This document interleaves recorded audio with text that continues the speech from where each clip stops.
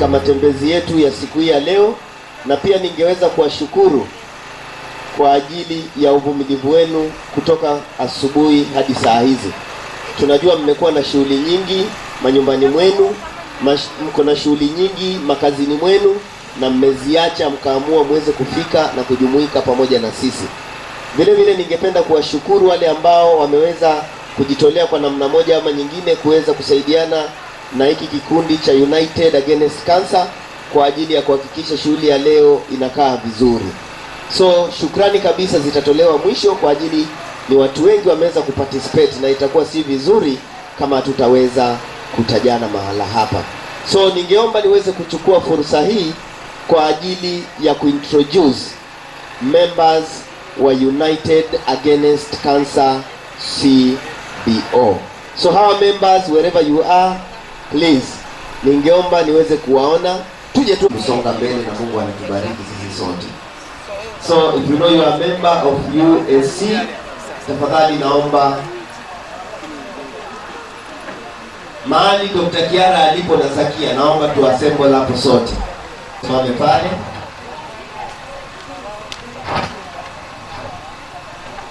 Naam, nadhani siku ya leo tuko na members takriban 9 ambao walifika siku ya leo, na nadhani kwa ishara ya kofia unaweza kuwatambua wako tofauti na wale wengine.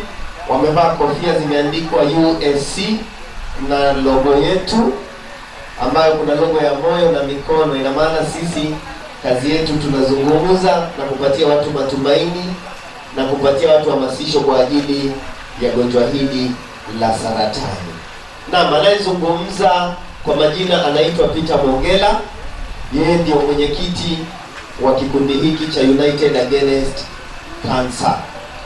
Alafu pia tuko na ambaye pia ni nurse hapa hospitali, anaitwa Angela. Angela, jamani wapungie mkono, nadhani wa kikundi hiki cha UAC. Vile vile tuko na dada yetu ambaye ni mweka hazina, ambaye is a psychologist by profession, anaitwa dada Zakia, ndiye huyo hapo. Then tuko na dada yetu mwingine ambaye anaitwa Flora, ni ofisa wa public health. Jamani wasalimie, huyo ndiye Flora, ili ukikutana naye njiani usianze kumwambia we kuna mahali nilikuona, sasa mwite tu kwa jina. Alafu baada ya Flora tuko na jamaa mwingine ambaye ni chapakazi, anaitwa ndugu Ambesa, pia naye ni wa public health, ndio huyo anawaambia. Thank you so much brother Ambesa. Alafu tuko na mzee wa kazi, mimi namuitaga mzee wa kazi, anaitwa Dr. Kihara. Jamani naomba wasalimie hawa watu. Huyu ndiye Dr. Kihara, baadaye atawaambia yeye anahusika na masuala gani kwa undani. Tuko na member mwingine anaitwa Swalha yuko wapi? Asante sana hilo jina. Alafu pia tuko na dada mwingine ambaye wengi tunamjua. Kama ushawahi kuumwa na jino ukaja kwa hospitali hii, nadhani ushamu. So tunaomba uweze kuwasalimia.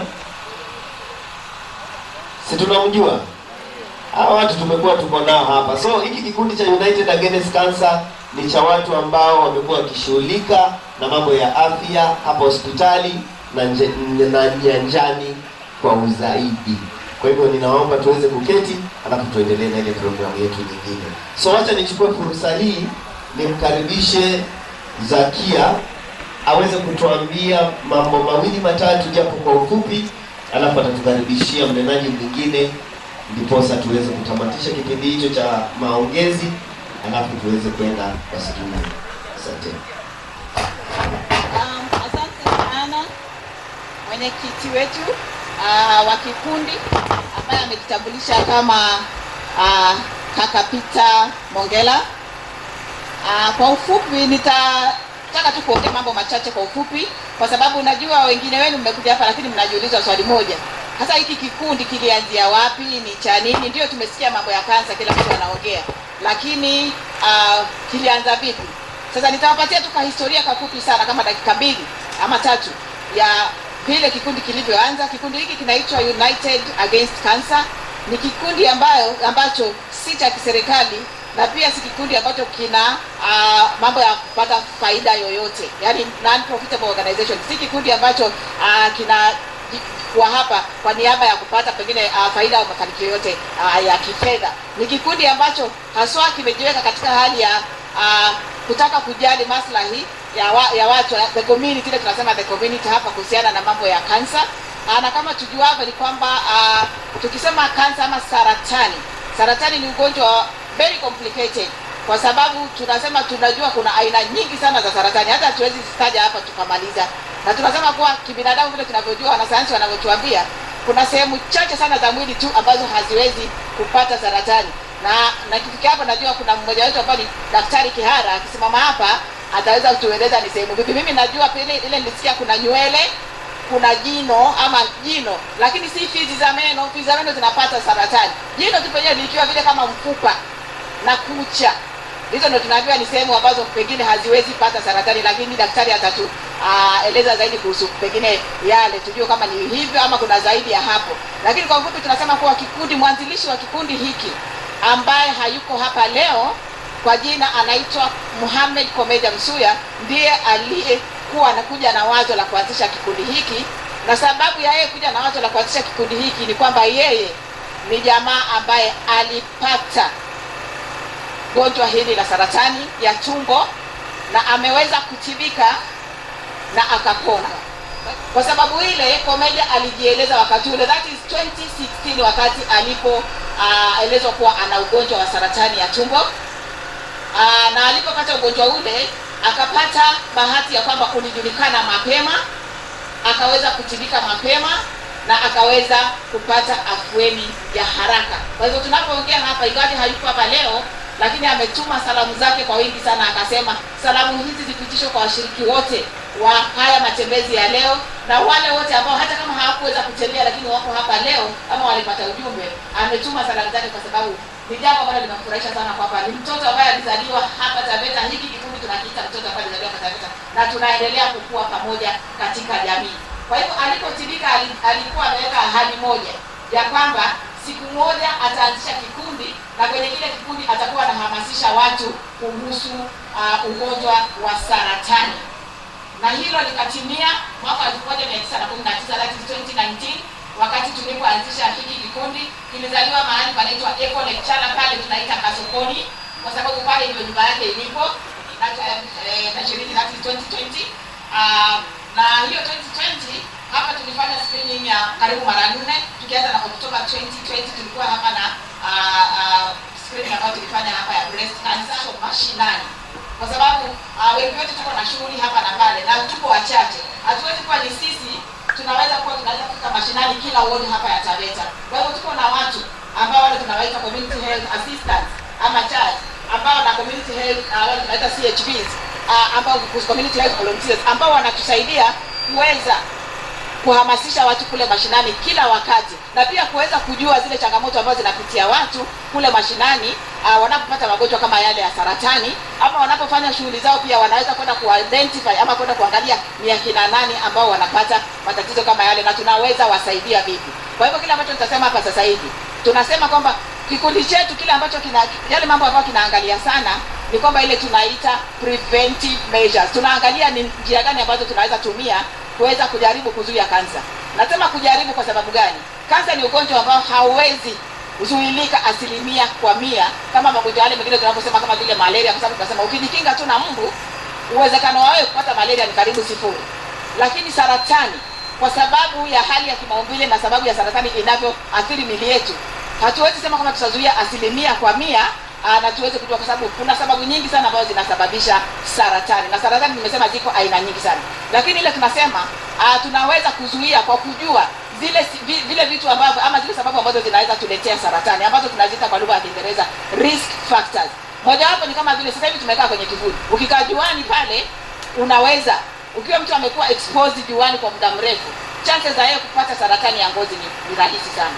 Kwa hiyo tunasema ile ni risk factor, kuwa kwamba wewe unafanya shughuli juani. Kwa hivyo tunasema nikiwa unafanya shughuli juani, basi uweze kujilinda kwa kuweza aidha kuapply yale mafuta ambayo tunasema ni creams za kuzuia ngozi isiungue sana, kuvaa kofia ambayo ni pana sana wakati uko pale shambani umeinama unafanya na mambo kama yale, kujizuie mwili wako kuweza kupata jua la moja kwa moja. Kwa hivyo hiyo ni sehemu moja ya risk factors. Then tunasema vyakula, lishe bora, lishe ile ambayo inahitajika ni kwamba tunaweza sema ikiwa tunafanya lishe bora ama tunakuwa na watu ambao wana mpangilio wa lishe bora, tunaweza kuzuia saratani kwa kiasi kikubwa, kwa sababu saratani zingine zinasababishwa na hali yetu ya lishe. Tunakula vyakula aina gani?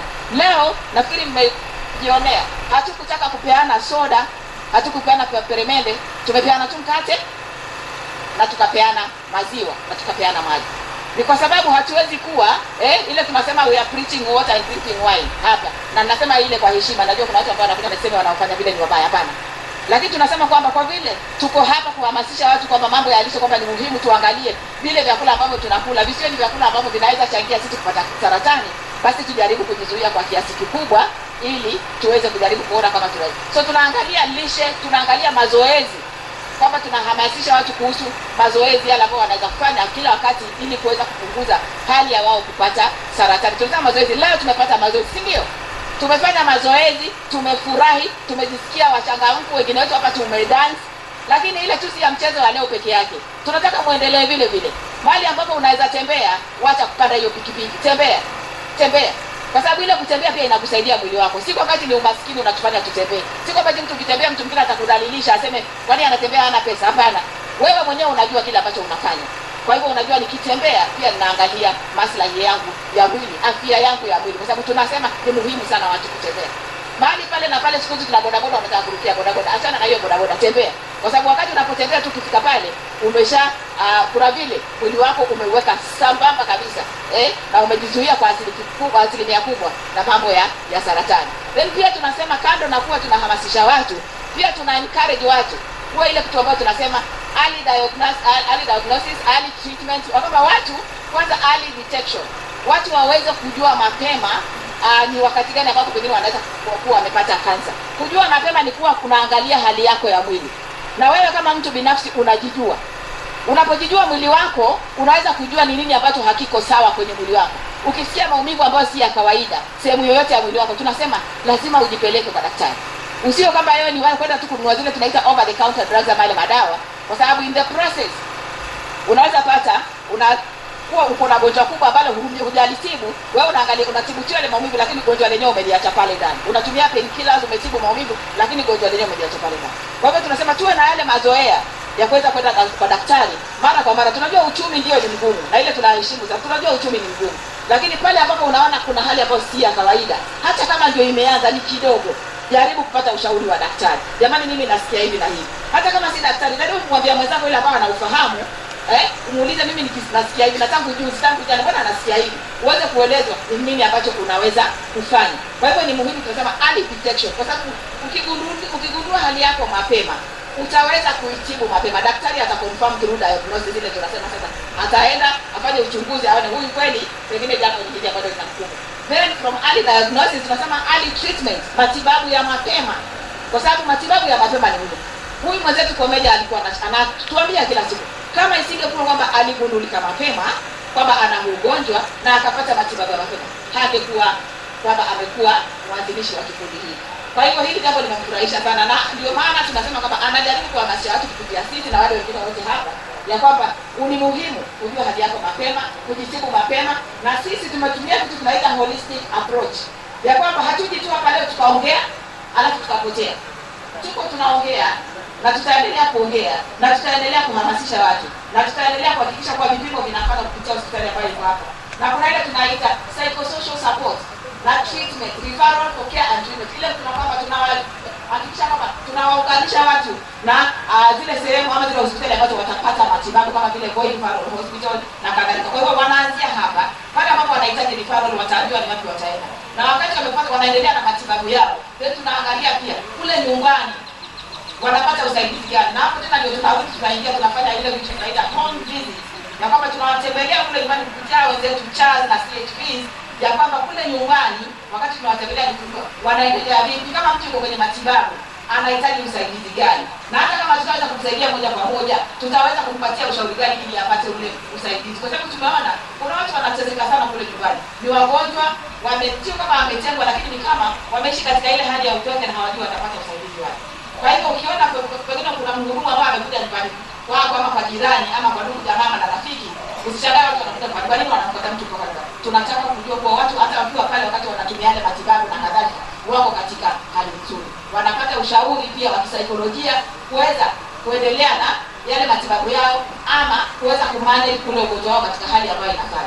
Letu katika preventive measure tunasema hatutaki shughuli ama hatutaki hali zetu hapa kama community zifikie kwenye hali ya ugonjwa, na ndio tunasema early detection ama preventive measure. Prevention tunasema is better than cure. Kuzuia ni bora ya kuliko kuponya. Kwa hivyo hatutaki wala hatuombei mtu afikie ile hali kwamba ana ugonjwa ndio tuanze kuangalia kama community yetu hapa Taveta na hata Taita Taveta kwamba watu wangekuwa wanaweza kujizuia, na ndio maana tunasema lishe bora ni muhimu, mazoezi ni muhimu, na kuweza kujua kwamba wewe kama mtu binafsi ujijue hali yako. Leo hii tunasherehekea sana kansa, ndio zote, saratani zote, lakini leo ama mwezi huu tunasema tunafanya uhamasisho kuhusu saratani ya matiti. Na kwa wale ambao hawafahamu wajue kwamba saratani ya matiti inashika hata wanaume. Kwa hivyo tukikuwa hapa tuseme tu kwa nini wanawake peke yake? Hapana, hata wanaume wanapata saratani ya matiti. Kwanza yao inakuwa mbaya zaidi kwa sababu ya maumbile yao. Kwa hivyo saratani ya matiti tunasema kwamba wanawake wanahitaji kujua vile ambavyo wanaweza kugusa matiti yao na kuweza kujua ni wakati gani ambao hayako sawa. Na hapa kuna mwenzangu ambaye nitamuita na atasimama hapo tu kwa ufupi tu baadaye kidogo, na atawaeleza vile unaweza kuangalia matiti yako na uweze kujua ni vipi ambavyo unaona titi lako haliko sawa, na unaweza jaribu kufikiria kwenda kupata ushauri ili uweze kujua zaidi nini ambacho unatakana kufanya kabla hali haijakuwa mbaya. Kwa hivyo hilo sitaki kuliongelea sana. Kuna mwenzangu atakuja hapa na ataonyesha tu akiwa amesimama hapa mbele vile wewe unaweza kuangalia hali yako ya titi lako na ukajua ni vipi ambavyo unaweza kujiangalia hata ukiwa pale nyumbani bila hata kwenda hospitali. So, kama na hapo ninapenda kusema kwamba ningefurahia sana ikiwa sote tutachukua jukumu la kuwa wasaidizi wa wenzetu, kwamba tuko hapo, lakini ukisikia pia mwenzako ana tatizo, kuwa mtu wa kwanza kuweza kucommunicate ama kumweza kumweleza ni wapi ambao anaweza pata ushauri, ili watu wote wakati wanapoishi pale kwenye community waweze kujua kuna hospitali, na pia kando na hospitali kuna hiki kikundi cha USC. Hata nikijua mtu wa USC ninaweza kumfuata nikamweleza, ama kupitia zile njia ambazo tutatumia kuweza kuwaeleza kwa tunapatikana wapi, ili muweze kucommunicate na muweze kupata usaidizi pale hospitali. Na kando na pale hospitali pia na zile hospitali zingine ambazo tuko nazo hapa kwenye county. So kufikia hapo nitasema asante sana, na tunashukuru sana kwa nyinyi kufika hapa. Yaani tuko na raha kama watu wa kikundi, kwa sababu tumefurahi, mmejitokeza kwa wingi, mmeacha shughuli zenu. Ni kwamba afya zenu mmezichukulia ni kitu muhimu sana, na sisi pia tunasema afya zenu ni muhimu, na tunafurahia kwamba wakati wenu mmeutumia vizuri siku ya leo. Nitampisha mwenzangu Daktari Kihara aweze kuwaeleza mawili matatu ili tuweze kuendelea. Hatutaki kuwaweka hapa kwa muda mrefu sana. Asante. Kwa hayo maneno jamani, situmpigie hata makofi kidogo. Hata kama labda umechoka lakini umepata neno, si ndio? Sasa acha tumkaribishe daktari wetu. Huyu ndiye mtaalamu, lina tashwishi, ni neno ambalo ni hasa. Karibu sana. Asante. Mjambo. Hii barakoa labda inanizuia kuzungumza, niondoe? Siliko peke yangu hapa, ama hivyo virusi vya COVID viko mahali hapa vitanipata? Haviwezi. Hamjambo. Kama mlivyoambiwa, majina yangu naitwa Dr. Jimmy Kihara. Nafanya na taasisi ya utafiti ya Kenya Medical Research Institute hapa Taveta.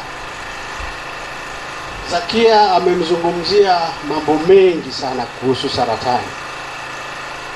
Sina la kuongeza, nafikiri amemalizia yale ambayo ningeongea mimi. Mimi ningependa tu kuwaeleza kuhusu ni nini ambacho tunaweza kufanya kama shirika la Kenya Medical Research Institute. Nafikiri kama hamuielewi, mkiwa mnatembea kwenye barabara kuu ya kwenda Mombasa, mkono wa kushoto kuna bango limeandikwa KEMRI. Nafikiri mmeliona Labda siwasikii ama masikio yangu ndio mabovu. kuna bango limeandikwa KEMRI pale. Ile ardhi unaona pale ni mali ya serikali, ni mali ya KEMRI. KEMRI wanafanya utafiti wa magonjwa yote yanayomwathiri binadamu. Kwa hivyo kuanzia mwezi wa pili waliniomba niende pale tuanzishe kitengo cha KEMRI ambacho kitafanya utafiti. Tunacho kitengo kingine chini kule, ukienda Kivalwa, kinaitwa pia KEMRI. Wana kiwanja chao pale, na pale ndio uzao wa KEMRI. Kilianzishwa mwaka wa 52 kikiwa kinaitwa TIPRI, Tropical Pest Research Institute, ambayo hilo shirika la East Africa ikapatia KEMRI na KEMRI ikaanzishwa kutoka hapo. Kwa wale ambao labda wangetaka kujua, nikianza kufanya kazi ya serikali kwa Wizara ya Afya, nilianzia Taveta hospitali baada ya kufundishwa miaka mitatu, na mahali nilikuwa nafanyia kazi ni kwenye simiti hapa. Kuna mahali kuna simiti hii hapa kulikuwa na vinyumba vidogo viwili vya mabati. Hapa ndio nilianzia kufanya kazi yangu ya serikali, na nilifanya kazi ya utafiti na hao watu ambao walikuwa wanafanya na hilo shirika la East African Community. Kwa hivyo nina uzoefu na ujuzi wa yale magonjwa ambayo tunayo hapa. Kwa kifupi, Zakia amemweleza kwamba kuna saratani za aina nyingi. Ni kweli ziko saratani za aina nyingi. Kuna za macho, kuna za masikio, kuna za damu, kuna za mifupa, za kucha ndio hamna, na nywele labda. Lakini ndani ya pale mahali nywele zinatokea pia huweza kupata saratani. Pale kucha zinapotokea huweza kupata saratani. Kwa hivyo saratani ziko za aina nyingi. Ile ambayo tunazungumzia leo ni kansa ya matiti. Lakini tuna kansa za damu, tuna kansa za mifupa, na kansa za damu ziko za aina nyingi pia. Kuna ambayo unashikwa damu inakauka mwilini kila siku, inabidi uishi kwa kuongezwa damu. Kuna ambayo inaathiri chembe za damu zile zenye kupigana vita katika mwili wako, unakuwa nazo nyingi mpaka zinasababisha unakuwa mgonjwa mpaka unafariki. Kuna zingine zinaenda zinakaa kwenye maini, alafu zinasababisha damu yako haiwezi kuchujika wala kutumika vizuri mpaka unafariki. Kuna na magonjwa mengine tofauti ambayo yanaweza kusababisha pia saratani. Mojawapo ni kama bilharzia, kichocho. Kiko kingi tu huku Taveta, na wale ambao wanaugua kichocho, kuna wakati unafika inaathiri mwili wako mpaka unakuwa unapata saratani kwa urahisi. Ukiwa na kichocho unaweza ukapata saratani kwa urahisi, unaweza kupata HIV kwa urahisi. Kwa hivyo yako magonjwa mengi yanachangia kwenye saratani. Sasa hizi elimu ndio ambazo tunataka kuhamasisha watu huko vijijini, ili waweze kuepuka hayo magonjwa mengine yanayoweza kusababisha ukapata saratani. Kama KEMRI, nafikiri kwenye hiyo miezi 7 ambayo nimekuwa hapo, nimejaribu sana kutengeneza ule ua, na pakawa pana ofisi ndogo pale ya wale wenye kuchunga pale, na ndio ofisi yangu iko hapo hapo. Sikutaka kuomba ofisi hapa, niliamua tu nikae kwenye hiyo ofisi ndogo, ndio KEMRI waje wanipate hapo. Kama watasikia uchungu, watujengee maabara hapa, ndio niende nikakae kwenye maabara nipimi watu. Na kweli walikuja hapa, bodi nzima ya KEMRI mwezi wa 7 walikuja hapa, tukaketi nao pale, tukaenda Kivalwa tukaketi chini ya mti, na wakaangalia wakakubali kweli hapa kunatakiwa kufanyiwa utafiti.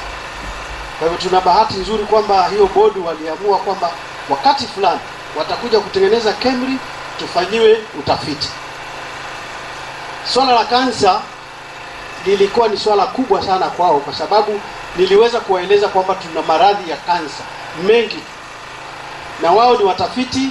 Tunataka watusaidie kutuambia hizi kansa tunaambiwa hazijulikani zinatoka wapi, lakini kuna vitu vingine tunajua. Wakifanya utafiti watatueleza kwamba hii kansa mkiondoa kitu hiki hamtapata, ukifanya mazoezi hamtapata, vitu kama hivyo. Na pia wanaweza kuturahisishia kutambua zile kansa na mapema. Kwa sasa hivi labda tunatumia vifaa vile vya hali ya juu kule Voi, lakini KEMRI wana vifaa ambavyo ni vya rahisi. Hata kansa kama iko ndani ya damu, tunatumia tu tone moja la damu na linatuambia kama una zile markers za kusababisha uwe na kansa. Kwa hivyo tukijua mapema, kama alivyosema Zakia, tunaweza kupata matibabu haraka na tukaweza kupona. Kwa hivyo kwenye shirika la KEMRI, nafikiri kuanzia mwaka ujao tutakuwa tunazungumzia kwamba wanaweza wakatufanyia utafiti, na nafikiri wote wana nia ya kuja kufanya utafiti hapa Taveta, na wametambua kwamba kuna magonjwa ambayo sio ya kuambukiza, wanaita non-communicable diseases, na hizi zinachangia kama vile sukari, kama pressure. Hata kuna magonjwa mengine ambayo sio non-communicable na sio communicable, kama sickle cell. Sickle cell ni ugonjwa ambao sio ugonjwa, ni condition tu. Unaipata kwa sababu umeoa mwanamke ambaye ana sickle cell, na huyu mwanamume ana sickle cell, ukazaa mtoto ambaye ana ugonjwa wa sickle cell. Sickle cell ni ugonjwa ambao damu yako inakataa kuwa ile round ya kawaida, unakuwa kama upindi, na ikisha kuwa kama upindi haiwezi tena kubeba hewa ile inaitwa oxygen ili iweze kusambaza kwenye mwili wako. Kwa hivyo hiyo damu inakuwa ni kama damu ambayo haina faida kwako mwilini kwako. Sasa kwa taarifa ya wale ambao hawajui, sickle cell iko Taveta nyingi tu, na njia mojawapo ambayo si ya matibabu lakini ya kujihadhari na sickle cell ni tuweze kwenda mahali kwenye hospitali, ama kama KEMRI watakuwa hapa na wana vifaa, upimwe kabla hamjaoana. Kuna vijana wadogo hapa na wasichana, si ndio?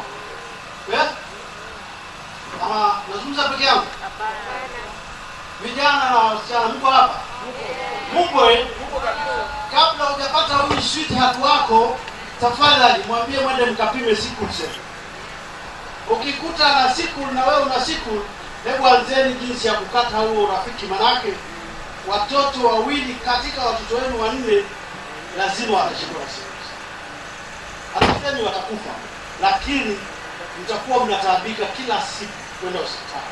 Na kama mkitambua, si mnaweza kukata huo uhusiano, mwambie bwana, tusipate watoto wa kupatisha shida, wewe katika mtu mwingine ambaye ana afadhali na mimi katika mtu mwingine ambaye ana afadhali. Ni ngumu, lakini wakati mwingine itabidi. Sasa mjaeleza hapa, muende mkashike matiti yenu muone kama una breast cancer. Bahati mbaya wanaume tuko wachache hapa, wengi ni wanawake. Ni kama wanawake peke yao ndio huwa wanaugua saratani, lakini wanaume wanaugua mara mbili ya wanawake. Sasa basi, wale ambao wameolewa na ni wengi hapa, si ndio? Atakuja atueleze yule dada vile ya kufanya, uangalie. Lakini hata wewe mwanaume ambaye umeoa na una bibi yako, mnalala kitanda kimoja, na katika hali yenu ya kulala huwezi kumsaidia kuangalia kama ana saratani, ama hayo matiti huwa ni yako mbali sana na wewe, si yako karibu na wewe. Si upitishe tu mkono hivi ushike, ukiona kuna kitu kimefura ndio mama, mimi mbona naona kuna kitu hapa, itamsaidia. Labda hata yeye mwenyewe hajui. Kwa hivyo hata wanaume, changieni kidogo hapo, mumsaidie huyu mama ili aweze kutambua kama ana saratani ya matiti. Asanteni sana. Maswali mengine mnaweza kuniuliza baadaye. Asante.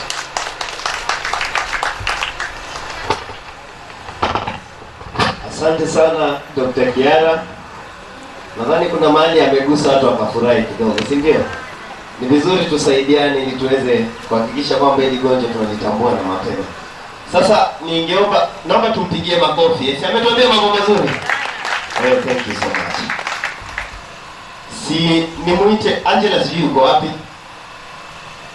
Njoo tuonyeshe jinsi ya kutambua breast cancer.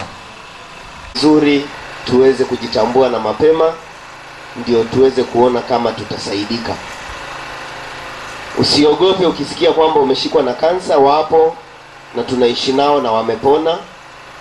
Na pia unaweza patikana hata kama itapona kabisa, pia utasaidiwa kupunguza msambao wa kansa ndani ya mwili wako. Ninajua kwa namna moja ama nyingine huenda ikawa labda huna jirani kuna mtu katika familia yenu ambaye anaugua gonjwa hili, lakini pindi unapopata kukutana na mtu yoyote, ni vizuri tuweze kueneza ujumbe huu kule nyanjani, ndio pakitokea fursa kama hii ya watu kuweza kufanyiwa screening tuweze kufanya, kwa sababu wakati mwingine matatizo yanatokea na we hata hujijui, umekuwa unahisi tu maumivu, umeona vitu vinakuwa kwa namna moja ama nyingine, alafu we hata ufanyi chochote. So tunapopata vitu kama hivyo, ni vizuri kuenda kwa wataalamu waweze kutusaidia ili tuweze kujulikana kama ni kansa iko na ni aina gani, na tuanze matibabu kwa mapema.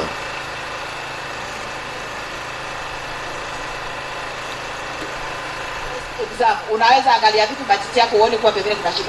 So wakati ule tunamngojea anachukua tu hapa kwenye ofisi, wacha tutumie hii fursa ili tupunguze muda wetu, tutumie muda wetu. Kama una swali lolote kuhusiana na mambo ya saratani, swali lolote tu lile ambalo pengine umeketi hapo na unasikia linakukera na unasema usinyamaze, huu ndio wakati. Uliza, tuko na wenzetu hapa, tuko na wasomi hapa, tuko na wataalamu hapa katika nyanja tofauti tofauti hapa za kimatibabu. Uliza swali, hata tusipoweza tutatafuta mtu ambaye atatueleza hapa. Kwa hivyo kuwa free, uliza swali. Tuko hata na wanafunzi wetu pale ambao kwanza ningependa sana kusema kongole kwa wao kufika. Tumefurahi sana leo, wametusupport sana. Tuko na wenzetu hapa wa Red Cross, wala ambao tunaita shirika la msalaba mwekundu. Mimi hata watu wasalimia habari zetu, nasema kuna neno tunasema hinivu, wala watu wa Red Cross wanajua pale wameketi hinivu ni acronym ya jambo lingine ndefu sana, hiyo tutaongea baadaye. Lakini tunasema wenzetu, wanafunzi wetu hapa wa KMTC, hata ninajua wao tayari wanafahamu wa mambo mengi sana kuhusiana na saratani. Kwa hivyo tuulize maswali, tusipojibu watajibu, tutasaidiana hapa. Wameshakuwa kwenye ule ulingo kwa muda sasa, najua wanaweza kusaidia. Kwa hivyo kama una swali uliza, feel free, nyosha mkono, uliza, rusha swali juu, tutaridaka na tutalijibu. Sasa uwepo wa saratani ya matiti. Karibu Angela. Haya, asanteni.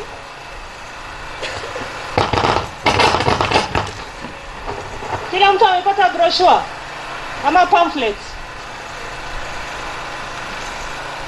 Mwenye ana distribute harakishe.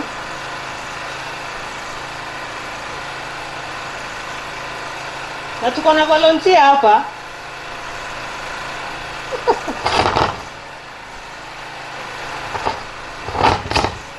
Sio mmoja, ni wawili, kuna wa kiume na wa kike. Leo ndio kazi.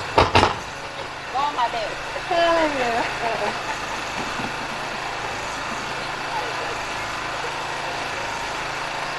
Imeandikwa kwa Kizungu, lakini kama unataka tafsiri pia unaweza uliza.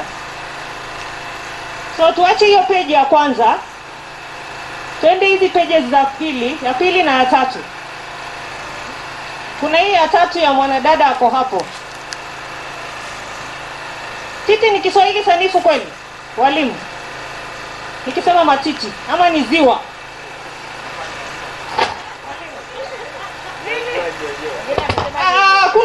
Hakuna kitu kama nyonyo. Mimi sikusoma nyonyo shule. Nilisoma matiti. Titi likiwa limoja, matiti yakiwa mawili. Ngeli ya titima. Hakuna ngeli ya tima. Sasa tunaangalia matiti yetu lini. Tuangalie hapa kwa hii diagram. Hii ya tatu, page 3. Kama kuna mtoto chini ya miaka 10, naomba apewe shughuli. Chini ya miaka 10 naomba apewe shughuli. Naona mtoto wa colleague mwenzangu hapa ananiangalia. Sawa. So page ya tatu. So tunaangalia matiti wakati gani?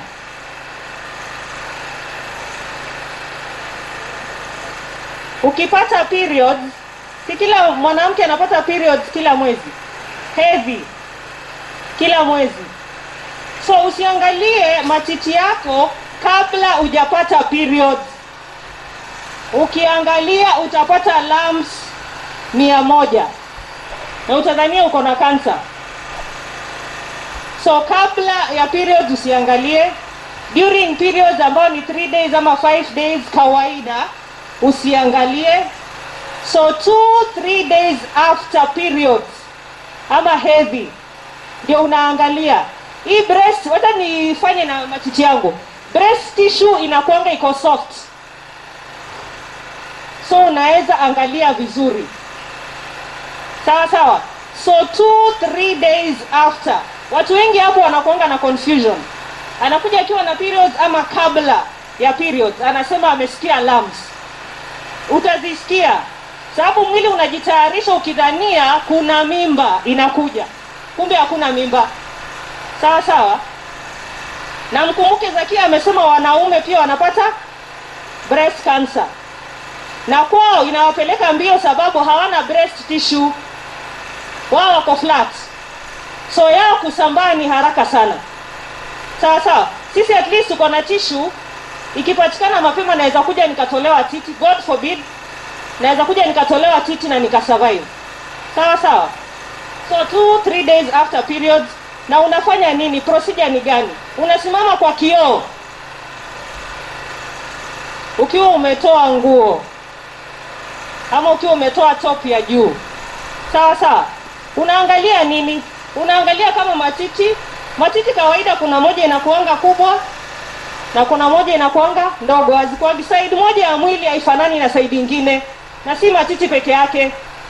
Sawa sawa. So unaangalia kama iko na rangi, kama unakuanga brown, maybe kuna mahali unaona kuna red, hiyo si dalili nzuri. Maybe kuna mahali kuna ka pimple, hiyo pia unafaa kuja hospitali. Yaani unaangalia tu generally, uko kwa kioo unajiangalia tu wewe mwenyewe. Sawa sawa. Ama maybe mahali kuna depression kwa matiti, haiko uniform, haiko round. Ukiangalia kwa hii page ya pili kuna example imepeanwa ni machungwa ama ni limao. Inaeleza vizuri sana. So kama kuna color tofauti ya matiti, that is not a good sign. Kuna kitu tunaita dimpling, kuna ka depression, hiyo si good sign. Sawa sawa. Haya, ukishaangalia sasa ndio unaenda kitu tunaita palpation, unajishika. So mkono mmoja unakuwa hapa hivi. Sawa sawa.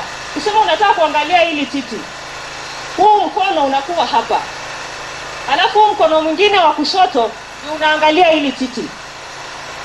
Unaweza lala kwa kitanda, but at least ukoe comfortable. Mkono mmoja uwe hapa kwa ile side unataka kuangalia, alafu hii left side ndio ina palpate hiyo matiti. Na ukipalpate unatumia hii part inaitwa adiki, viganja. So unaanzia chini, ukienda na usiinue hivi mkono. Unazunguka without lifting your fingers. Unazunguka round. Ukiinua mkono kama kulikuwa na lump, itahepa ingie mahali umeacha. So unakuwa continuous round ukifinya. Unaenda deep mpaka karibu unasikia the ribs. Sawa sawa. Unafinya kabisa kwa chest, kwa kifua. Unaenda round. Usiinue mikono, round. Sawa sawa, round kabisa yote.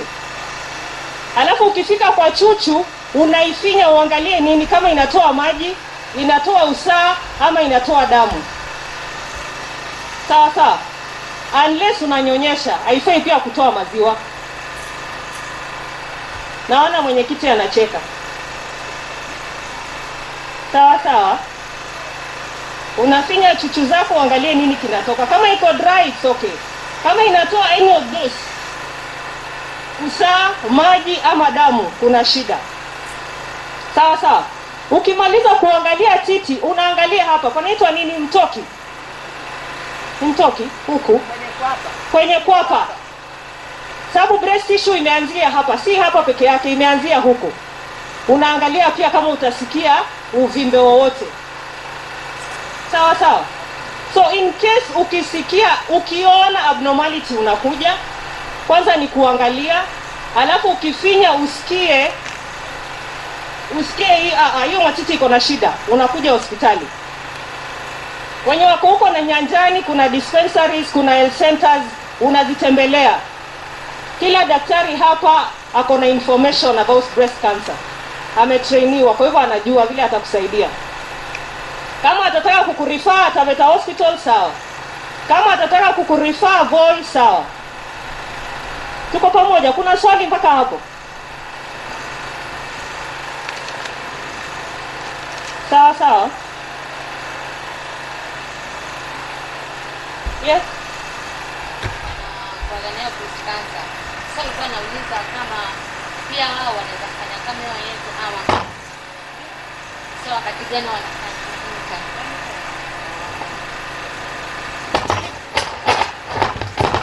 Alikuwa anauliza kama wanaume pia wanafaa wajiangalie. Na wanaangalia wakati gani? Kama kuna mwanaume anapatanga period.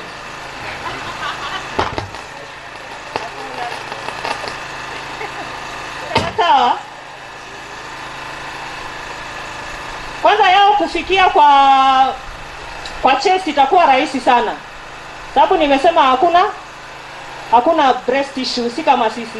Lakini sisi itabidi uweke pressure kabisa. Kwa mwanaume anapitisha tu hivi mkono, lakini usiinue viganja. That is the major issue. Hapo ndio mahali watu na make mistake. Ukiinua tu viganja, kama kulikuwa na lamp inatembea itasonga mahali pengine na utaimiss. Sawa sawa? Swali lingine? Swali. Nayo mnaishi. Kuna CHPs ambao baadaye tutakuja kuwafundisha ili waweze kutusaidia huko nyanjani. Tafadhali wanawake, CHP wa kiume akija, tuambie daktari walituambia tuangalie matiti yenu. That will be a net. Kwa hivyo tumezungumzia kuhusu bwana yako ama yule mpenzi wako mnaishi na yeye. Sio UHC amekuja amesema kwa sababu yeye anafanya hizo daktari wa nyanjani, amesema wanaangalia matiti ya wanawake kutambua kama wana kansa, basi wacha nikushike matiti yako. Hapana. Tafadhali. Si tuna UHC wa kiume? Si wapo? Kwa hivyo wasije wakakudanganya wakakwambia ati daktari ametutuma tuangalie matiti yako. Hapana. Ni wale ambao wanaishi pamoja kama mpenzi ama kama marafiki wanaishi kwenye nyumba moja.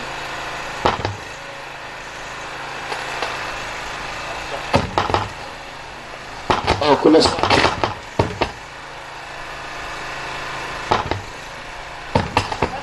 Madam Angela ametuambia kuwa kansa ya titi unafia matiti. Je, ya kizazi utafia wapi?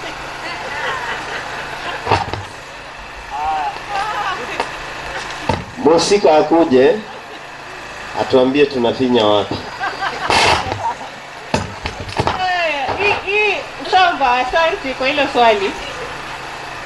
Hii ya kizazi hatufinyi. Sawa sawa. Hii ya kizazi unakuja hospitali, unaenda hospitali iliyo karibu. Tuko na plan. Kuna swali niliulizwa tukitembea tu, tukaulizwa kama hizo screenings zinaweza fanyika nyanjani kwa hospitali zetu, dispensaries na health center. Tuko na plan, tutaongea na wao tuelewe wamejiprepare kivipi, kama wanaweza pima mara moja kwa wiki ama mara mbili kwa wiki. Kwa hivyo unafaa uende kwa hospitali iliyo karibu upimwe. Kama leo wanapima, wanafanya screening. Kwa hivyo kama unataka kwenda kupimwa, unapimwa. Sawa sawa. Hiyo lazima tuangalie, sisi wataalamu tuangalie. Na kama kuna shida tutakueleza. Kuna wale wanakujia majibu leo, watashauriwa vile watafanya after kupata majibu. Sawa sawa. Sasa nafikiri ameuliza swali zuri. Wale ambao walitakiwa kulihudumia hili swali ni wale madaktari wa hapa ndani. Mimi nahusika na udaktari wa kupima na kutambua. Kabla hujapima na kutambua, inabidi usome hiyo elimu ya hayo magonjwa. Kwa hivyo na hiyo elimu. Lakini kama Omar angekuwa hapa, ningemuita Omar, angeweza kututambuliza vizuri. Lakini dalili za kansa kama ya koo, utasikia koo linakuwasha na unakohoa kikohozi ambacho hakiishi. Unakunywa madawa yale ya kutibu wale wadudu bakteria, lakini haisikii. Unakunywa zile za kuzuia kukohoa kwa sababu ya kuna dawa zinaitwa antihistamine, haisikii. Sasa ile inabidi kwamba uende ukafanyiwe uchunguzi kwenye maabara. Uchunguzi kwenye maabara, wataingiza kadude kidogo kwenye koo lako, alafu watachukua chembe fulani kutoka pale ndani ya koo, tutaweka kwenye glasi, alafu tutaihudumia mpaka mahali ambapo tunaweka kwenye darubini. Tunaangalia kama ina kansa, tutakwambia ina kansa. Pale kwenye maabara ndio mawazo hapa. Manake pale utaambiwa una ukimwi na utakuwa upo. Kama ni kansa, zitaonekana ni kansa. Kwa hivyo kama ni ya koo, watatoa hizo vitu, alafu zikipelekwa kwenye maabara, tukiangalia tutakwambia una kansa. Dalili zinaweza kufanana na dalili za magonjwa mengine yoyote haya. Kwa hivyo ni vizuri uje hospitali, daktari akutume kwa maabara, alafu tutakwambia kama ni kansa ya koo. Umeuliza kansa nyingine ni ya masikio, hivyo hivyo, kwamba kama ni masikio yataanza kuziba, wakati mwingine anauma, wakati mwingine anawasha. Unaweka kile kijiti, unasikia kitamu, bahati mbaya mpaka unatoboa, kuna kanyama kingine pale ndani unakatoboa, inakuwa hata huwezi kusikia. Sasa zile pia ni dalili. Ukija hospitali, yule daktari wa masikio atachukua tena hivyo vitu vyako kutoka kwenye masikio, ambapo atatuletea kule kwenye maabara, tutaviweka kwenye chupa zetu, tutaangalia na tutakwambia hiyo ni kansa ama ni ugonjwa wa kawaida, infection ambayo unaweza kutoa dawa ukapona. Umeuliza nyingine ni ipi? Cervical. Hiyo ya wanawake. Ya pua hali kadhalika. Ya pua mara nyingi kwanza inajionyesha. Manake pua inaanza kuwa na matatizo, kunakuwa na uvimbe, alafu inatoa usaha wakati mwingine kwa sababu imepata infection, alafu inafura. Wakati mwingine inakuwa kubwa kabisa. Sasa ile huweza kukata kanyama, daktari anaweza kuingia pale ndani akakata kanyama kadogo, akatuletea kwenye maabara, tukapima, alafu tukakwambia hiyo ni kansa. Kama sio kansa vile tutajua, tutakwambia sio kansa, utapata matibabu. Kama ni ya ule mlango wa wanawake, cervix, pia unatakiwa uende hospitali, utolewe aina fulani ya cells ziko huko ndani, ziletwe kwenye maabara tupime, alafu tukuambie kama una kansa ya cervix. Nafikiri Angela hakueleza kwamba wanawake wanatakiwa kwenda kupimwa cervical cancer at least mara moja kwa mwaka, kama sijakosea, ama ni miezi 6, once per year. Kina mama mpo? Kama kuna kitu kigumu, mimi ni mwanamume, lakini najua kama kuna kitu kigumu kwa mwanamke ni kwenda kupima cervical cancer, hasa wanawake ambao wanaishi huku nyanjani Taveta. Lakini tungewaomba kama hili shirika letu dogo, wakati tutaanza kuzunguka huko nyumbani, tutakuwa tunawasihi mwende hospitali mara moja kwa mwaka. Wacha daktari aingize hapo kadude kake, aweke kwenye glasi, uambiwe kwamba una cancer of the cervix, kwa sababu ikikushika itakuwa vigumu. Pia kuna magonjwa mengine ambayo yanasababisha kansa, kama ile tunaita human papilloma virus. Hiyo ni virus ambayo inakuja kupitia ushirikiano wa ngono wakati mwingine. Kwa hivyo hiyo pia ukienda ukipimwa, tunaweza kukuambia kama una saratani ya mlango wa kizazi. Hiyo hata kuna test ambazo zimetengenezwa KEMRI ambazo tunaweza kutumia kujua kama tuna hayo matatizo. Na imani wakati fulani ukifika tukitengeneza hiyo maabara hapa, tutazileta hizo test hapa, tuwe tunapima wanawake kwa wingi zaidi. Fikiri nimejibu swali lako Kuna mwingine ana swali? Shida yetu wananchi mara nyingi ni uoga. Na uoga ndio mara nyingi unatuumiza, kwa sababu mnapata fursa kama hii na hamwezi kuuliza, na mkifika nyumbani mnauliza wale watu walikuwa wanasema nini? Hata sijui. Huwezi kumwambia mwenzako kwamba nimefundishwa hivi, nikafundishwa hivi, ndio naye apate hiyo elimu. Tunaomba tafadhali, mkirudi nyumbani waelezeni wale wengine kuhusu yale ambayo tumezungumza hapa. Ndio siku nyingine tukiwa na kambi kama hii, waje wengi zaidi ili tuweze kufaidi zaidi.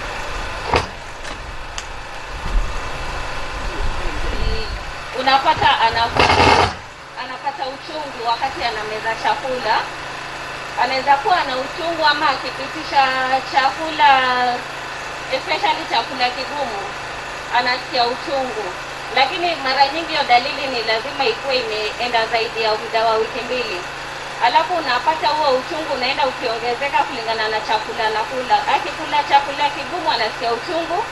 Mara ya pili akikula chakula laini kidogo bado anasikia uchungu na anasikia hawezi kupitisha chakula. Unapata anaweza endelea kupata hiyo shida hata akiweza kunywa maji, pia anapata shida hata ya kunywa maji. Alafu pia dalili nyingine ni kupotea kwa sauti.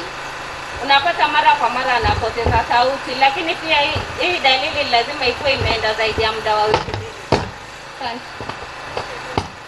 Asante. Nadhani habari wale unaweza ona kama ni kawaida, lakini unakuta hayo madonge si yaani anatoa damu ambayo si ya kawaida.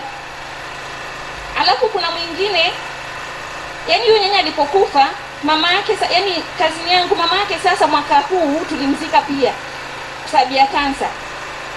Nyanya nakumbuka alikuwa akilia kwa uchungu, anajigusa hivi. Lakini akija kufanywa test ilikuwa too late, akapatikana akiwa na nini? Sasa mimi naomba mtufafanulie kama kuna dalili zingine zaidi, msije tukawa tunafikiria ni hizi tu. Kwa upande wangu mimi niliogopa. Hata nikija nikifanya KMTC, wakati nikikuja kufanywa hiyo test ni kwa sababu nilikuwa na mambo ya heavy flow na nikaona kile ambacho kazi yangu alifanyika. Alafu pia imizo kwa wadada, tusiogope kuchunguzwa huku ndani. Twende tufungue uangalizio, kwa sababu si wengine tunazaa. Tukizaa tunatoa watoto. Kwa hivyo twende tuangaliwe. Isije ikawa tule alafu tukapoteza wenzetu.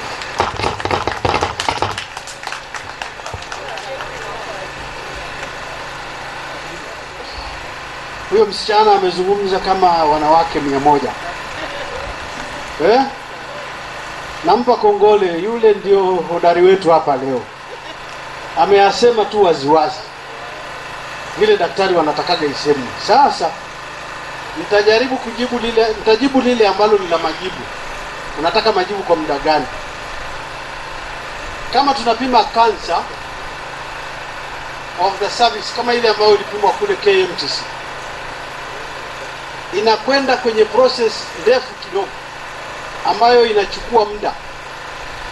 Haiwezi kuisha sasa hivi. Tunachukua hivyo vipimo, tunaweka kwenye glasi, tunaviweka dawa fulani ambayo inaviweka vikae vizuri. Na kwa sababu ilifanywa na KEMRI, inabidi kwamba wachukue hivyo vifaa vyako waende navyo mpaka Nairobi, iende ikaangaliwe Nairobi. Kule Nairobi itaingia kwenye maabara, halafu itafanyiwa process ndefu. Ikimalizika ile process, tunaleta mtu anaitwa pathologist. Pathologist ni yule ambaye amesomea kutambua zile chembe za kansa na zile ambazo hazina kansa. Yeye anazitambua, atakwambia hii ina kansa ama hii haina kansa. Sio kila mtu anafanya hivyo. Hata tukikupima hapa, tukitoa hizo vitu tutazitengeneza, kisha tutazipeleka mahali kama ni Voi, pathologist anakuja pale. Kama yuko hapa Taveta, daktari yuko hapa, atakwambia, ataiangalilia hapa. Lakini kama hayupo, maana ile ni elimu special ambayo wanasomea wale. Kwa hivyo hiyo inatuchukua muda mrefu.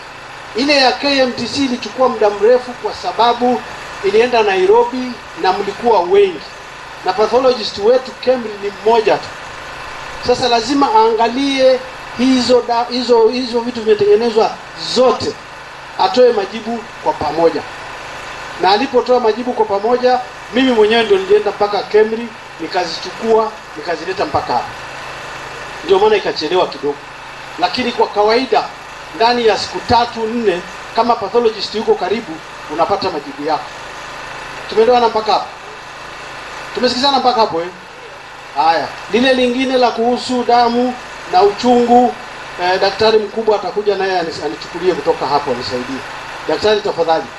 Kabla hajanifikia hapa, nikupatie taarifa kwamba ninazungumzia kuhusu kansa kwa sababu nimepoteza mama yangu mzazi, nimepoteza dada yake 3, nimepoteza ndugu zangu 2, mpaka nimeachwa na misalaba kwa sababu ya kansa. Ninazungumza kansa na uchungu kwa sababu niligharamika vitu vingi mno kuwapatia hawa nafuu ya kansa. lakini nikawapoteza wote. Badala ya kuepuka kwa sababu wameenda, nikafikiri wameenda, nikaachiwa mzigo wa watoto na wajukuu. Kwa hiyo kansa inaweza kuwa inakuadhiri, lakini inakuadhiri zaidi ya vile unavyofikiria. Kwenye mfuko inaingia, inatoa hela zako zote, inachukua. Inaingia kwenye afya yako kwa sababu unafikiria sana mpaka unakonda. Unajaribu kutibu mtu mwenye kansa. Kwa hivyo maradhi ya kansa ni makubwa zaidi ya vile tunavyofikiria. Daktari, tafadhali tueleze hiyo nyingine. Jambo tena. Sasa kulingana na swali la yule dada, alisema one of the relatives alikuwa anatoa damu. Okay, hiyo ni one of the symptoms ya cervical cancer. It could be ile tunaita abnormal uterine bleeding, na huwa ile cervical cancer huwa ina develop in stages. Huwa kuna stage 1 hadi stage 5 I think ama 6. So huwa inaanza na ile, kama ni lesion itaanza pale kwa cervix, ambapo huwa tunaangalia ule upande wa ndani ya cervix. So kama ni hiyo kutoka damu, si necessarily haimaanishi cancer. Inaweza kuwa another factor kama fibroids, myomas. But sasa paka wafanye kipimo cha nyama, wachukue biopsy ndio iweze kujulikana ni cancer ama si cancer. Kwa hivyo huwezi sema kwa sababu alikuwa anatoa damu unless ulipewa majibu ya hiyo result ya biopsy ya kipimo cha nyama, ndio tutaweza kusema kama ilikuwa cancer ama si cancer, kwa sababu kuna causes zingine za kutoa damu kama hiyo fibroids, nakwambia abnormal uterine bleeding, ambapo kuna many other causes kama hormonal imbalance inaweza cause uanze kutoa damu. So haimaanishi necessarily alikuwa na cancer kwa sababu alikuwa anatoa vipande vya damu. Lakini kwa kawaida kama ni cancer utakuwa na mostly na affect wale postmenopausal, na pia kuna hizi risk factors kama smoking.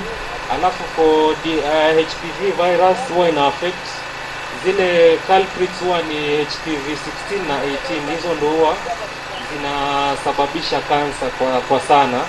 Kwa hivyo kuwa na multiple sexual partners, kuvuta sigara,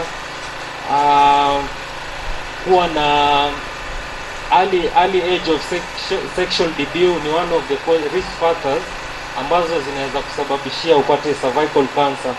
Na kwa cervical cancer huwa kuna ile staging, ndio maana tuna encourage ufanyiwe screening mapema, na ambapo screening sasa inafanyiwa na hiyo pap smear, ambapo ikijulikana mapema kuna ile grading inafanywa. Kama kwa majibu yenu umeangalia kuna wale wako na low grade intraepithelial lesion, inamaanisha urepeat hicho kipimo baada ya miezi 6, na kuna wale wa high grade ambapo huwa inahitaji ufanyiwe uchunguzi wa zaidi, ambapo nyama inaweza kupimwa ambayo tunaita biopsy.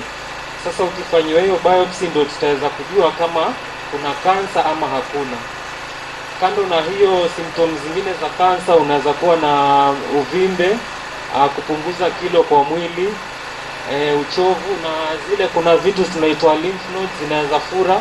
Hiyo ni mpaka clinician na kuangalia lymph nodes, kuangalia kama ziko sawa ama zimeenlarge, ambapo ukija hospitali utaweza kufanyiwa uchunguzi. Kama kwa matiti, hizi zinaitwa axillary lymph nodes, wakiangalia kama zimefura inaweza kuwa one of the symptoms. Kwa hivyo cancer si symptom moja, it's a wide range of symptoms na investigations ndo kuweze kuwa na conclusive result ya kwamba ni cancer. Sawa, asanteni. Sub-County Hospital, na tumefurahi leo kuwa naye kwa sababu hapa tulipo hii ground ni yake. Tunasema ni yake kwa sababu yeye ndio daktari hapa mkuu hapa. Kwa hivyo tunasema tumekuja nyumbani kwake, na tunashukuru sana kwa yeye kuweza kutukaribisha hapa na kuweza kuendeleza shughuli zetu hapa hadi tunapofikia mwisho sasa hivi. So kuna mama pale nyuma hapo ana swali. Uliza mami, ambalo nafikiri yeye ndio atalijibu vizuri sana. Nitaliuliza, naona anaweka mikono, lakini ni gani hilo tena? Mama yetu hapa anauliza, kulingana na vile wanavyosikia kule vijijini ni kwamba ikiwa ile kansa itaguswa, mtu atakatwa tu kidogo haitopona. Inakuwaje tena daktari anasema kwamba kuna kanyama kidogo katakatwa ili kaweze kupelekwa kwa uchunguzi zaidi? I think hakuna uhusiano wa, si kweli kusema kwamba ikishikwa kidogo itafanya ienee. Hiyo sample ikichukuliwa, it's just ni nyama kidogo sana inachukuliwa, ambako ikifanywa uchunguzi haimaanishi kansa itaongezeka, bali haina uhusiano wote na kansa kuongezeka. Hiyo nyama kuchukuliwa ni kipimo tu kifanye. Kwa hivyo hakuna uhusiano wa kansa kuongezeka na kuchukuliwa kwa hicho kipimo, unless kama sikupata swali lako kwa usahihi. Swali langu ni kwamba huwa kunakuwa na tatizo kama utakuta pengine una ile kansa alafu ukakatwa ile nyama. Wengine huwa wanapenda wakati ichomwe ile kansa ipungue, ama ikatwe tu, ama atolewe kama ni sehemu zile zenye kansa. Huwa saa nyingine inazidi kwa vile ule mtu unakuta haponi, akatumia dawa haponi, ni moja kwa moja anaaga.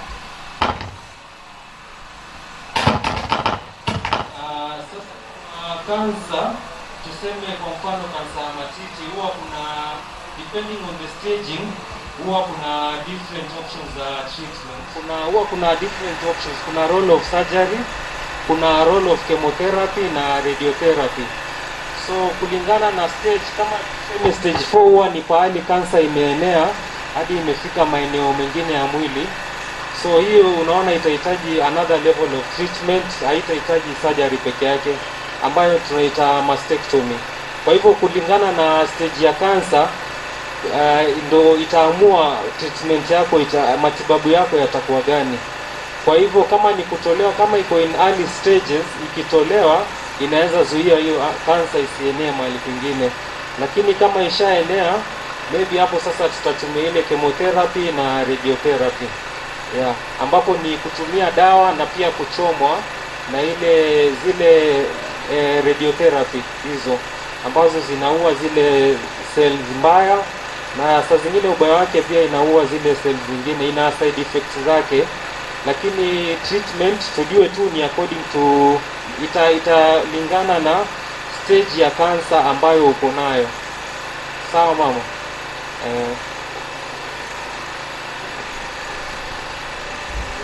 Kuna hiyo anaweza chukua hiyo biopsy kanyama kidogo.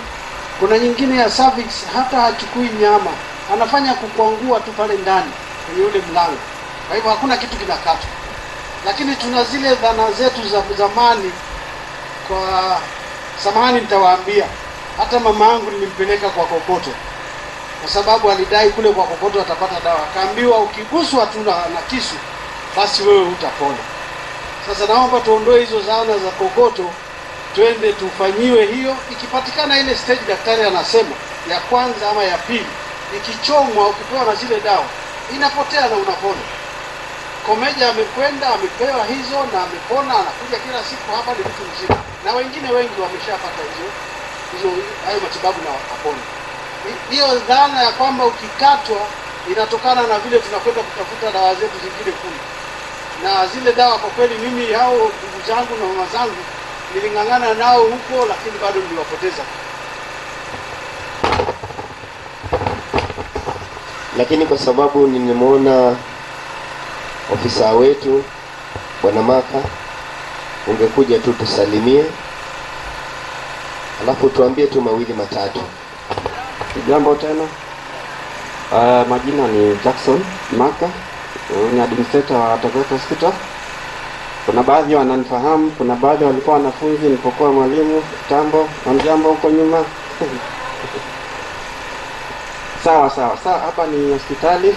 Tunachukua fursa hii kwanza kuwashukuru kwa kuweza kushirikiana na sisi katika shughuli hii nzima. Asubuhi tulikuwa na mawaziri 5 kwa wale ambao tulikuwa na nyinyi, na wameenda shughuli zingine. Kulikuwa na mazishi Chumbini. Baada ya hapo kuna harambee wanaenda kufanya kanisani. Sisi kama hospitali natangaza tu mambo mawili matatu, ndio nimuite daktari amalizia. Ya kwanza, tukipeleka wagonjwa wetu Voi, tulisitisha malipo tulisitisha malipo, hatulipishi wagonjwa kupeleka Voi. Ya pili, tulikuja pia tukasitisha malipo ya under 5. Watoto under 5 wakilazwa hospitalini vile vile hatulipishi. Malipo mengine hatulipishi ni walemavu. Walemavu wakija kwa ofisi zetu pia hatulipishi. Wengine pia ni wale ambao kwa mfano wamefanywa rape. Tunasema GBV kwa hiyo grupu ya GBV imepigwa, umedhulumiwa katika ndoa, bwana amepiga bibi ama bibi amepiga bwana. Ukija huku tunaangalia mambo yao. Tumeshirikiana, tulikuwa na sherehe ya mental health last week. Kama hospitali tumewashika mkono, tumewaandikishia kikundi kule kwa social services ili waweze kusaidia. Kikundi cha pili tumesaidiana kama hospitali ni kikundi cha sickle cell. Sickle cell wako wengi Taveta, tuko na watu kama 47 sickle cell patients. Tumeweza kuwapata, nimeenda nao social services pia tuunganishe tuwapate certificate. Baada ya certificate wapate fedha za kuweza kukidhi kulipa. Kwa haya machache namrudisha tena daktari aweze kujibu, kutuaga, kutushukuru na kutuaga katika hafla hii. Kuna swali kwa administrator?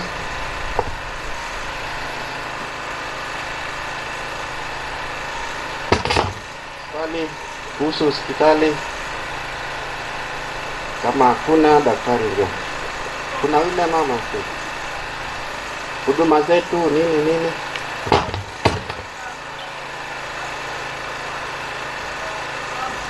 Ni Dr. Timothy Mlamba, ni daktari mkuu hapa Taveta. So ningependa kuwashukuru nyote kwa kujitokeza kwa exercise hii. Imekuwa ya kufana na I hope sote tumejifunza mengi. It has been an eye-opening experience. Ningependa kushukuru the USC team kiongozwa na bwana Jimmy Kihara, Dr. Jimmy Kihara and the team and other members. Ningependa kuambia kwamba pia sisi tuko tayari kuungana nao hata si kwa hii exercise. There is also waziri venye alivyosema, there is an upcoming exercise in the 23rd ama 30th of this month ambapo watakuwa wanalenga Taveta kufanya hayo mambo ya cancer awareness. As you know, the first lady is inclined towards cancer and cancer awareness and breast cancer and yani kueleza watu kuhusu cancer. Kwa hivyo nawashukuru sana Red Cross, other stakeholders. Kwanza ningewashukuru wafanyikazi wetu hapa Taveta wenzangu, nurses, records officers, lab technicians, kila mtu kwa kufanya mchango kwa ajili ya kuwezesha shughuli hii.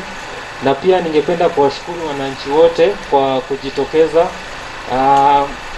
Kujua ndio mwanzo wa kusuluhisha matatizo yetu. Kwa hivyo ningependa kuwahimiza seek help, yani tuwe tunajifunza kuuliza seek help kwa kila tatizo kuhusiana na miili yetu, kwa sababu unaweza kuwa unakaa nyumbani na ili hali ingejulikana mapema ingeweza kutibiwa rather than kukaa nyumbani upatikane na shida kubwa. Kisha kama mnavyojua siku hizi kuna oncology department kule Moi. Kwa hivyo kama kuna masuala yote ya kansa yataweza kushughulikiwa na utaweza kuwa referred. Kama utahitaji matibabu, kuna timu pale Moi ambapo utaweza kuwa referred na ushughulikiwe. Kuna madawa na kuna oncologist pale Moi. Kwa hivyo shida za kansa hapa, ukiwa na shida yote tutaweza kukurefer kama hatuwezi hudumia hapa, na kama tunaweza hapa tutaihudumia, tukutibu na tuendelee kukufuatilia. Kisha ningependa kuwahimiza nyote tuendelee kupata chanjo ya COVID, against COVID. Kama tusisahau kwamba bado COVID iko na sisi, chanjo ziko kwa wingi hapa. Kwa hivyo ningependa kuwahimiza wale waliopata chanjo ya kwanza wajitokeze pia, walipotea kulingana na data yetu. wote wanaume kwa wanawake wenye walijitokeza mara ya kwanza, mara ya pili wamepungua. Wale wenye walikuwa mara ya kwanza hawajajitokeza kwa mara ya pili. Kwa hivyo mkienda manyumbani muwahimize, huwa wanapata message communication kutoka MOH, waje wachanje, wapewe chanjo ya pili ili kuzuia hiyo kupata ile severe infection. Okay, hiyo chanjo inakuzuia ile ukipata ugonjwa wa COVID hautapata ugonjwa, utakuweka chini. Kwa hivyo ningependa kuwahimiza hasa wale wagonjwa wako na sukari, pressure, pia kansa. Wagonjwa wa kansa wanapata chanjo kwa sababu wale ni wako immunocompromised. Kwa hivyo ni vizuri pia wakipata chanjo. So ningependa kuwahimiza nyote mjitokeze. Chanjo ni bure na iko hapa kwa hii building hapa kuanzia Monday to Friday kila siku. So ningependa kuwashukuru sana. Karibuni, hospitali ni yetu. Team USC, asante sana madam and your team and Jimmy Kihara, yote kwa kujitokeza kushirikiana na sisi. Asanteni sana. Asante sana Daktari Timo, kwa kweli tumefurahi sana. Hatuwezi mpaka hata maneno yamepotea, kwa sababu leo ilikuwa ni siku ya furaha, na kwa daktari na timu yake yote ambao wako hapa leo kuwakilisha hospitali hii, kutusaidia pia kutukaribisha katika uwanja huu, tunasema asanteni sana. Na ile support yote wametupatia kuanzia upangiliaji wa shughuli hii hadi leo tumesucceed na tumemalizana, na tumemaliza tu kwa kukutana hapa, lakini hatujamaliza kwamba zile shughuli zetu zinamalizika. Kwa hivyo tumesema vipimo vinaendelea, cancer screening inaendelea, na pale kama watu walivyoongea ni kwamba ukiwa na dalili zozote kwenye mwili wako za maumivu ama jambo ambalo lisilo la kawaida kwenye mwili wako, na unajihisi kuwa husikii vizuri kiafya, na jambo lile limeendelea, pengine umetumia matibabu lakini bado kwa muda wa wiki mbili, kama tulivyoambiwa na yule dada yetu pale ambaye ni nesa hospitali kwamba zile dalili zimeendelea wiki mbili, anza kujiuliza maswali na uanze kuchukua hatua ambayo inafanya kwamba uende uone, upate usaidizi kutoka kwa daktari ama kutoka hospitali, ujieleze na useme umekuwa ukisikia vipi, kwa muda gani.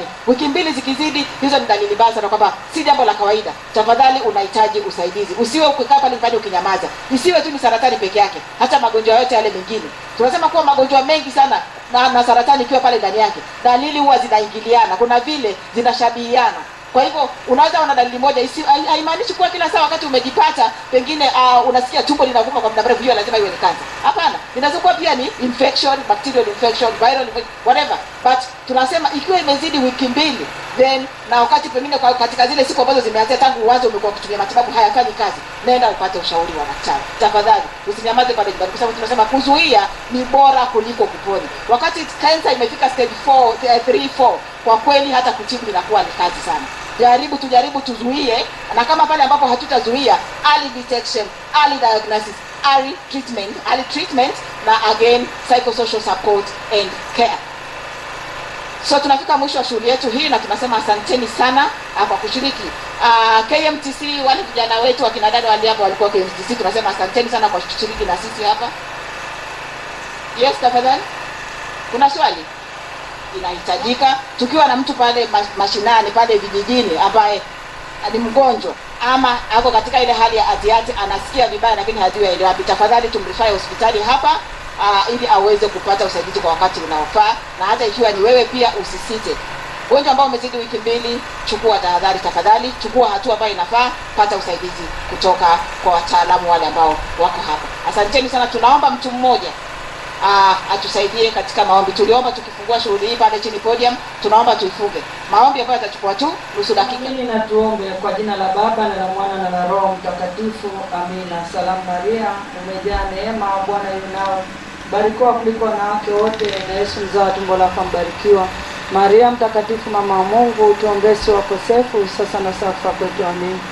Atukuze Baba na Mwana na Roho Mtakatifu, kama mwanzo na sasa na siku zote na milele. Amina. Baba wa mbinguni, tunasema ni asante, tunashukuru uwepo wako. Hata tulipoanza tulianza na wewe, na tunao tumemaliza salama. Tunapomaliza tunaelekea manyumbani kwetu na wengine wanaelekea sokoni. Tunaomba neema zako, tunaomba kwa tujaze Roho Mtakatifu. Tunashukuru kwa huduma za hospitali tulizozisikia na tumekazieneze katika vijiji. Tunaomba uponyaji wa kansa ukaenee kila mahali, na wengi wasife moyo, kwa sababu tumesikia nguvu kuhakikisha uponyaji upo na madaktari wamejitolea kwa ajili yetu. Tunaomba hayo kwa njia ya Kristo Bwana yetu. Amen.